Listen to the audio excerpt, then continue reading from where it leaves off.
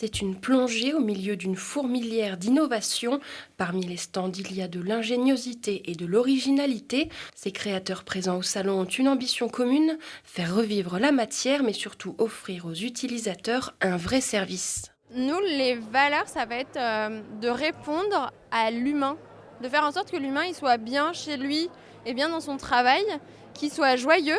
Donc si nos objets ils peuvent accompagner à créer de la joie et un cocon qui fait que les gens soient bien, c'est la première chose qu'on fait. Et l'objectif, c'est que les objets ils soient utilisés. S'ils sont là juste pour faire beau, on est triste. Au-delà de l'utilité promise de ces objets innovants, les créateurs misent surtout sur la matière qu'ils manipulent, car le design d'aujourd'hui se veut engagé. C'est le cas de ce mobilier fabriqué à partir de chutes de parquet. On voudrait montrer qu'il est possible de réutiliser de la matière qui pour l'instant est jetée pour faire des projets simples qui sont porteurs d'exemples et sur lesquels les gens pourraient adhérer et leur montrer un petit peu des exemples qui sont à suivre pour justement favoriser un développement plus harmonieux.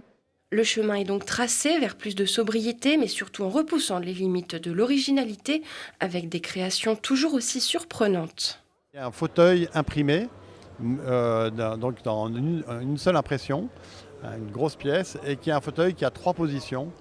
Une position de chaise, une position de tabouret, une position de relax, simplement en le faisant tourner sur lui-même.